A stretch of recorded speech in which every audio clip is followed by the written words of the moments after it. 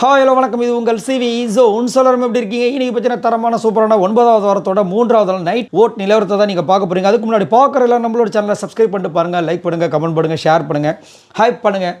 ஏன்னா நீங்கள் இல்லைன்னா நம்ம சேனலே கிடையாது. ஸோ நிறைய பேர் நல்ல சப்போர்ட் கொடுக்குறீங்க, ரொம்ப ரொம்ப நன்றி. ஸோ இன்றைக்கி அந்த அனாலிசிஸ் பார்க்கறதுக்கு முன்னாடி இந்த திருட்டு எப்போ தான் நடக்கும்னு சொல்லிட்டு நம்ம ரொம்ப அவ்வளோ எதிர்பார்த்தோம். பட் திருட்டு நடந்துருச்சு. அதை பண்ணது பிரஜன் சூப்பராக போனார். ஆனால் கடைசியில் அதாவது ஸ்டார்டிங் நல்லா இருந்துச்சு, ஆனால் ஃபினிஷிங் சரியில்லைன்ற மாதிரி ஒரு விஷயத்தை பண்ணார். அதை பற்றி உங்களோட கருத்துக்களை சொல்லுங்கள். ரெண்டாவது பார்த்தீங்கன்னா பிக் பாஸ் இன்றைக்கி வந்து ரொம்ப ஃபயராக வந்து கிழிகிழின்னு கிழிச்சு, அதுலேயும் குறிப்பாக கமருதினி விஜய் பருது போட்டு பொலபலம் பொழந்தார். ரொம்ப கஷ்டமாகிடுச்சு நம்மளுக்கு. ஏன்னா நிறைய விஷயங்களை எக்ஸ்பெக்ட் பண்ணிகிட்டே இருக்காங்க. பட் அவங்க வந்துட்டு யாருமே அதை ப்ரூவ் பண்ண மாட்டாங்க. ஆனால் கமருதீன் ஓரளவுக்கு நல்ல இனிஷியேட் எடுத்து தான் பண்ணார். மற்றபடி நிறைய பேர் வந்துட்டு ரொம்ப அதாவது சூப்பரான ஒரு ஸ்ட்ராங்கான கேரக்டர் கொடுத்தாலும் அதை பண்ணாமே இருந்தாங்க. உங்களுக்கு அந்த கேரக்டரில் இவங்க செம்மையாக பண்ணாங்கன்னா யாரை சொல்லுவீங்க?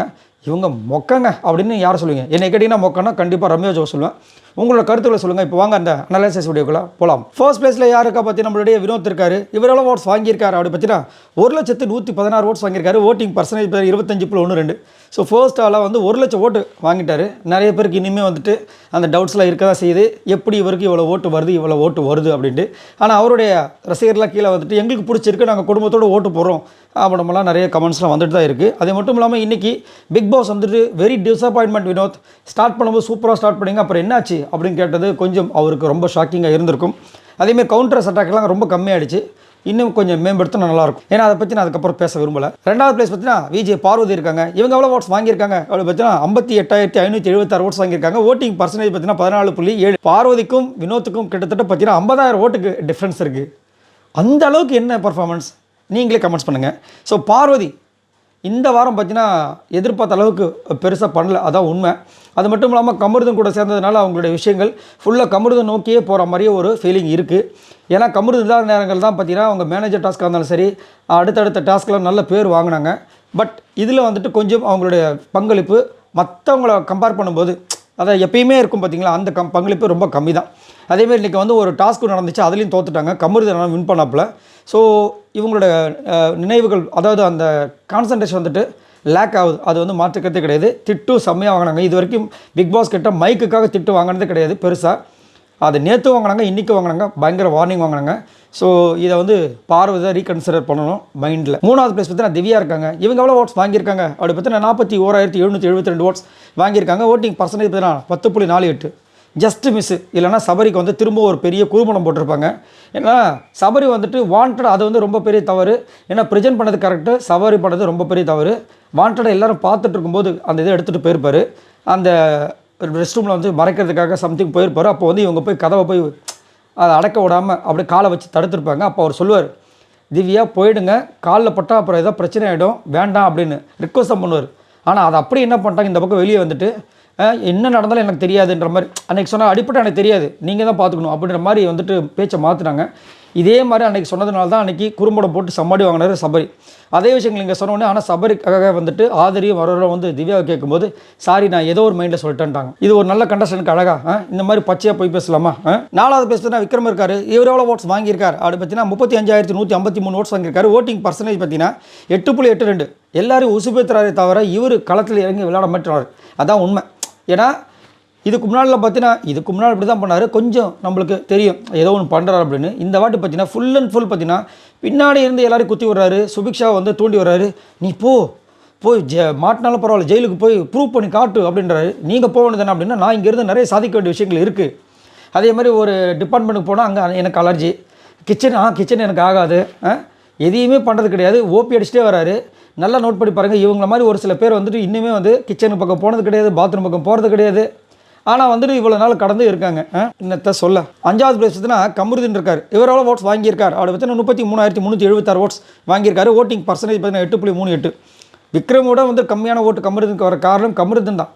ஏன்னா போன வாரங்கள் அதுக்கு முந்தின வாரங்கள் நான் அப்போயே சொல்லியிருந்தேன், அரோரா கூட சேர்ந்து இவர் பண்ணுற விஷயங்களால் கண்டிப்பாக ஓட்டு கம்மியாகணும். ஆனால் விக்ரமோட கம்மியாக வாங்கியிருக்காரு பார்த்தீங்கன்னா அதான் கொடுமை.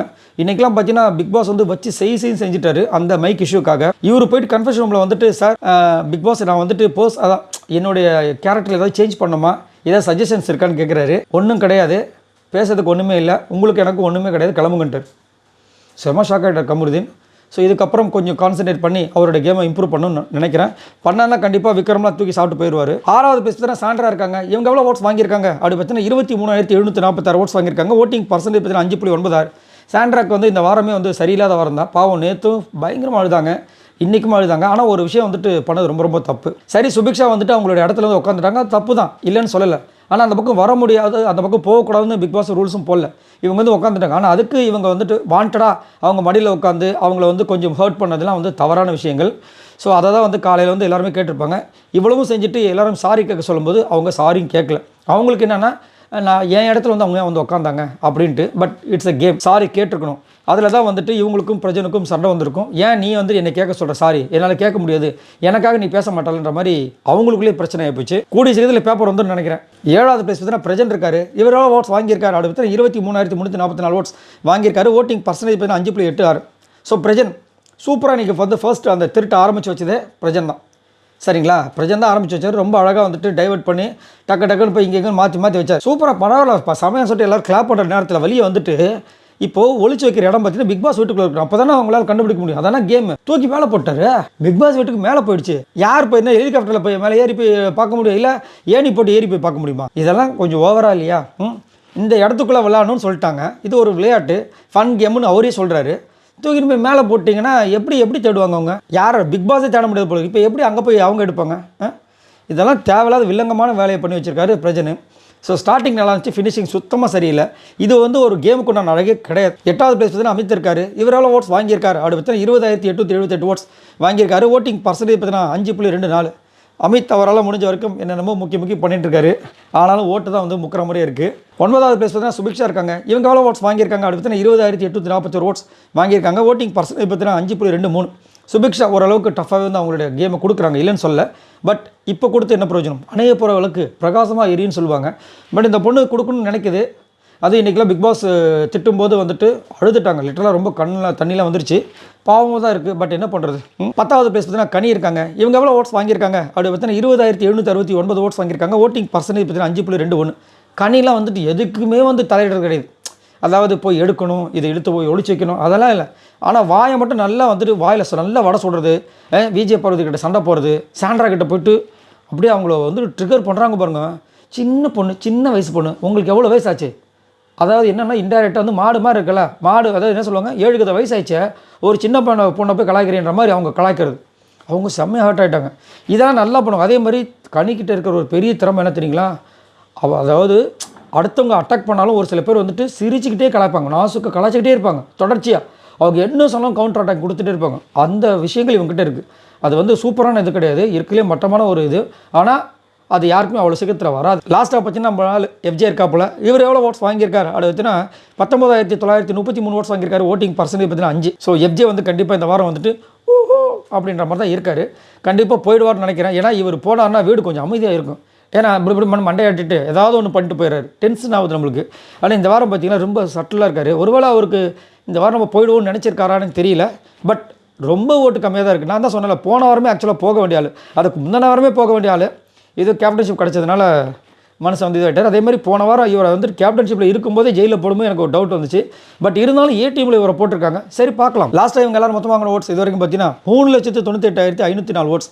3,98,000, அதாவது கிட்டத்தட்ட 4 லட்சத்தில் 1 லட்சம் ஓட்டு இவரே வாங்கிட்டார். யார்? வினோத். மீதி இருக்கிற 10 பேரை சேர்ந்து மற்ற ஓட்டு வாங்கியிருக்காங்க. ரைட்ரா. இதை பற்றி உங்களோட கருத்துக்களை சொல்லுங்கள், மறக்காமல் கமெண்ட்ஸ் பண்ணுங்கள். பாய் நண்பர்கள்.